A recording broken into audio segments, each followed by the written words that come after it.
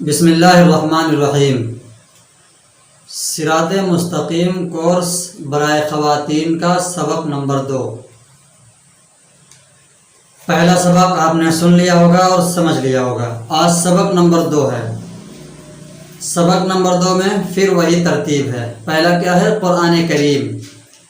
بسم اللہ الرحمن الرحیم، شروع اللہ کے نام سے جو بڑا مہربان نہایت رحم والا ہے۔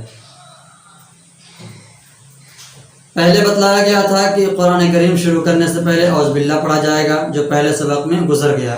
اب دوسرے سبق میں یہ بتلا رہے ہیں قرآن کریم شروع کرنے سے پہلے جو ہے بسم اللہ الرحمن الرحیم پڑھا جائے گا، یعنی اللہ تبارک و تعالیٰ کے نام سے جو ہے قرآن کریم شروع کیا جائے گا۔ اب یہ بسم اللہ الرحمن الرحیم کیا ہے، پہلے اس کو سمجھ لیتے ہیں۔ تو یہ جان لیجئے کہ بسم اللہ الرحمن الرحیم جو ہے قرآن کی ایک آیت ہے جو 114 سورتوں کے شروع میں نہیں بلکہ 113 سورتوں کے شروع میں بسم اللہ جو ہے لکھا ہوا ہے۔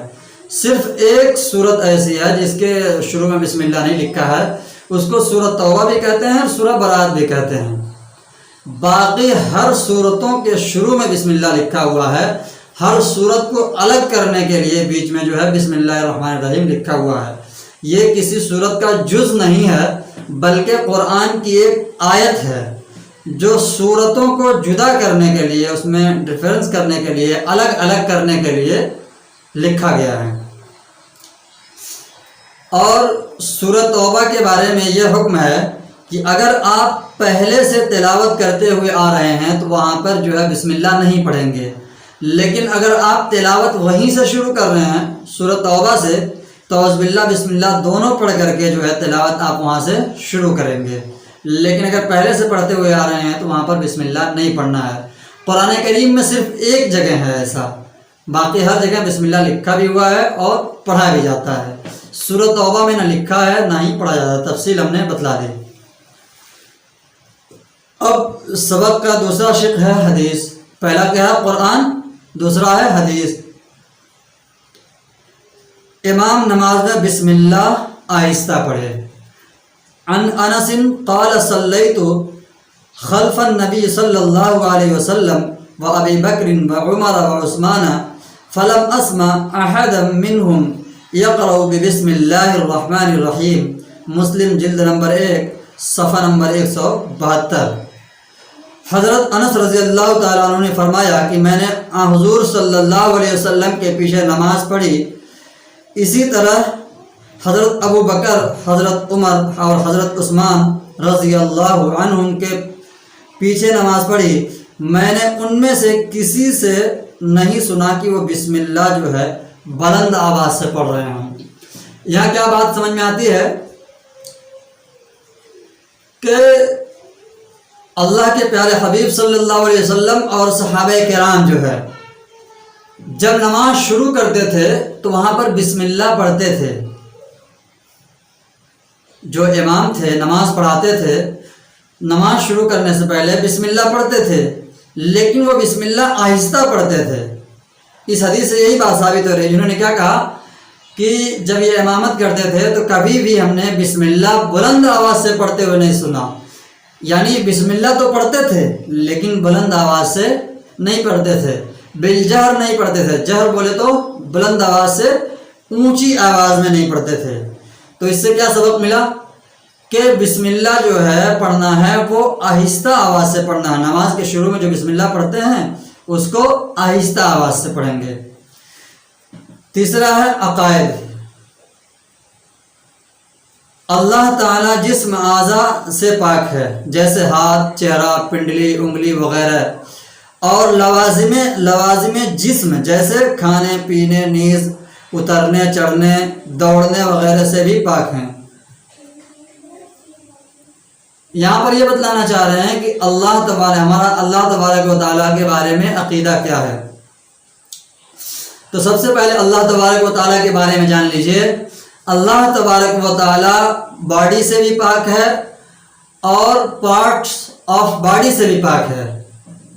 اردو میں سمجھیے کہ اللہ کا کوئی جسم نہیں ہے اور نہ ہی اللہ کے اجزاء ہیں الگ الگ، یعنی ہاتھ ہیں، پیر ہیں، کان ہیں، ناک ہیں، نہ ہی پوری باڈی ہے کوئی اور نہ ہی الگ الگ کوئی باڈی ہے.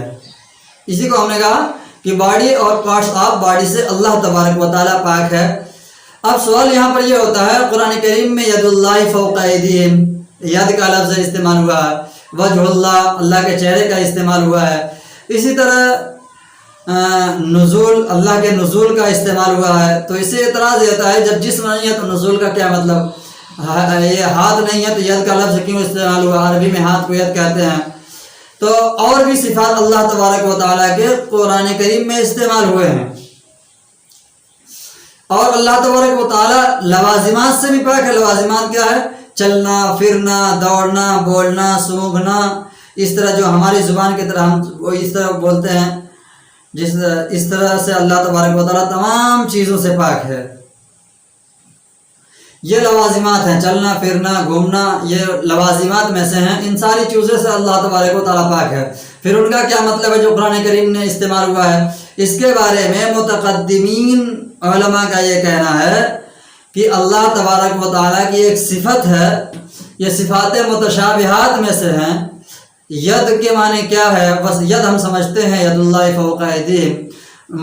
نزول کو سمجھتے ہیں، وہ کس حیت کا ہے، کس شکل کا ہے، وہ کیا ہے، اس کے بارے میں ہمیں کچھ نہیں معلوم. جو الفاظ استعمال ہوئے ہیں وہ اپنے معنی میں صحیح ہیں، اس کے بارے میں کیا مفہوم ہے، کیا طریقہ کار ہے، کیا شکل ہے، ہمیں نہیں معلوم اور نہ ہی ان میں ہمیں پڑھنے کی ضرورت ہے.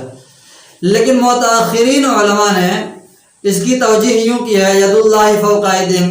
ید اللہ کا مطلب ہے اللہ کی قدرت. اسی طرح نزول کا لفظ جو اللہ کے لیے استعمال ہوتا ہے، اس کا مطلب اللہ کے رحمت کا نزول. اس طرح توجیہ کی ہے. تو دونوں باتیں اپنی جگہ پر ٹھیک ہیں، دونوں توجیہ ممکن ہے، دونوں باتیں اپنی جگہ پر ٹھیک ہے. یہ بھی مراد لے سکتا ہے کہ ید سے مراد کیا ہے؟ اللہ کی ایک صفت ہے، کیسی ہے، کس حالت میں ہے، کس حیات میں ہے، اللہ ہی بہتر جانتا ہے. یا اس سے اللہ کی قدرت مراد لے دی جائے، یہ بھی بعید نہیں ہے، بالکل یہ بھی بات دونوں ٹھیک ہے. تو یہ بات سمجھ میں آ گئی ہوگی کہ اللہ تبارک و تعالیٰ باڈی اور پارٹس آف باڈی سے بالکل پاک ہے اور تمام طرح کے لوازمات سے پاک ہے. اللہ تعالیٰ جسم اور جگہ کا محتاج نہیں ہے.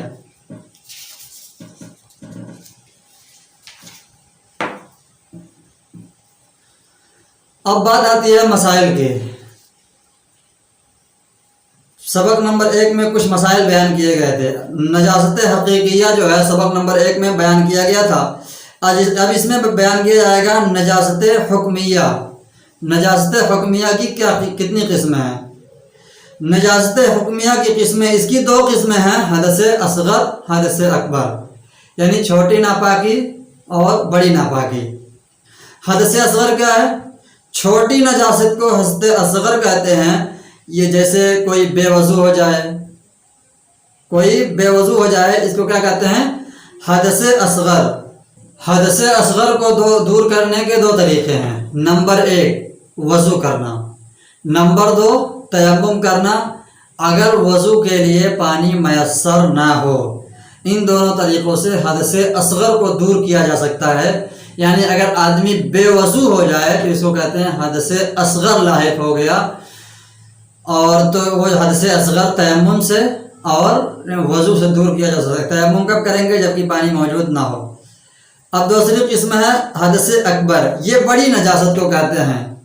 یہ 3 طریقوں سے لاحق ہوتی ہیں. 3 طریقوں سے لاحق ہو جاتی ہیں. کیسے؟ جنابت سے. جنابت کیا ہے؟ یعنی شہوت کے ساتھ منی اپنی جگہ سے خارج ہو کر جسم سے باہر نکل آئے. نمبر 2 یعنی بالغہ عورت کو ہر ماہ آنے والا خون جو کم از کم 3 دن، زیادہ سے زیادہ 10 دن. نمبر 3 نفاس کا خون، یعنی بچہ جو پیدا ہوتا ہے ولادت کے بعد آنے والا خون، جس کی کم کی کوئی مقدار نہیں ہے، زیادہ سے زیادہ 40 ہے. بات بالکل سمجھیے. 3 چیزوں سے حدث اکبر لاحق ہوتا ہے. شہوت کے ساتھ منی خارج ہو اور باہر نکل جائے. نمبر 2 جو مہینے کا خون آتا ہے عورتوں کو، جس کو حیض کہتے ہیں، پیریڈ کا خون، اس کا سسٹم یہ ہے کہ کم از کم یہ 3 دن ہوتا ہے، اس سے کم نہیں ہو سکتا، اور زیادہ سے زیادہ 10 دن۔ اگر 10 دن سے زیادہ کسی کو خون آتا ہے تو سمجھ لیجئے کہ بیماری ہے، اس کا علاج کرانا چاہیے۔ اور اس کی خصوصیت یہی ہے کہ جس وقت یہ شروع ہوتا ہے اسی وقت بند بھی ہوتا ہے، اس سے بھی ناپاکی ہو جاتی ہے۔ اسی طرح جب بچہ پیدا ہوتا ہے تو جو خون آتا ہے اس سے بھی ناپاک ہو جاتی ہیں عورتیں۔ یہ اس کی مقدار، کم کی مقدار کوئی نہیں ہے، 4 دن 5 دن 10 دن 20 دن پہ بھی خون بند ہو سکتا ہے، پاکی حاصل ہو سکتی ہے، لیکن 40 دن سے زیادہ یہ خون نہیں آتا۔ اگر آ رہا ہے تو بیماری ہے، اس کا علاج کرانا چاہیے۔ 40 دن کے بعد اگر خون آ رہا ہے تو نہا دھو کر کے پاکی حاصل کر کے نماز پڑھنی ہوگی۔ اچھا، حدث اکبر سے پاک ہونے کا طریقہ کیا ہے؟ نمبر 1، غسل کرنا۔ غسل کرے آدمی، حدث اکبر سے پاک ہو جائے گا۔ اگر پانی کے استعمال پر قدرت نہ رکھتا ہو تو تیمم کر لے، تب بھی حدث اکبر سے پاک ہو جائے گا۔ پانی پہ استعمال کرنے کی قدرت کا کیا مطلب ہے؟ پہلی شکل تو یہ ہے کہ پانی ہی نہ ہو، دوسری شکل یہ ہے پانی تو ہے، استعمال کرے گا تو بیماری بڑھ جائے گی یا کوئی اعضا اس کا سلب ہو جائے گا، یعنی ایسا عذر ہے کہ پانی وہ استعمال نہیں کر سکتا۔ اگر پانی استعمال نہیں کر سکتا تو وہ تیمم کر لے۔ اب سبق کا آخری شق ہے سو کر اٹھنے کی دعا۔ سو کر کے اٹھنے کی دعا کیا ہے؟ الحمدللہ الذی احیانا بعدما اماتنا والیہ النشور۔ ترجمہ: تمام تعریفیں اس اللہ کے لیے ہیں جس نے ہمیں نیند کے بعد جگایا اور اسی کی طرف اکٹھے ہونا ہے۔ پہلے بھی سبق میں ہم نے بتایا تھا کہ سبق مختصر اسی لیے ہے کہ سبق کو یاد کیا جائے۔ قرآن کی آیت جو ہے یاد کرنے کی چیز ہے، اور احادیث جو ہیں وہ بھی یاد کرنے کی چیز ہے، دعا ہے یاد کرنے کی چیز ہے، عقیدہ ہے وہ سمجھنے کی چیز ہے، مسئلہ ہے وہ بھی سمجھنے کی چیز ہے۔ تو جو چیز سمجھنے کی ہے اس کو سمجھیے، اور جو یاد کرنے کی ہے یاد کریں۔ 40 سبق پر آپ کو 40 حدیثیں یاد ہو جائیں گی اور کوئی بوجھ بھی نہیں پڑے گا۔ اس لیے کوشش یہ کریں ساری چیزیں زبانی یاد ہو جایا کریں، اور اس میں جو باتیں سمجھ میں نہ آئے ہمیں کمنٹ باکس میں سوال کر لیں، وہاں جواب انشاءاللہ مل جائے گا۔ اور اگر اس سے بھی نہیں ہو پاتا ہے تو ہمارے چینل پہ ہمارا رابطہ نمبر ہوگا، ہم سے رابطہ کر لیں۔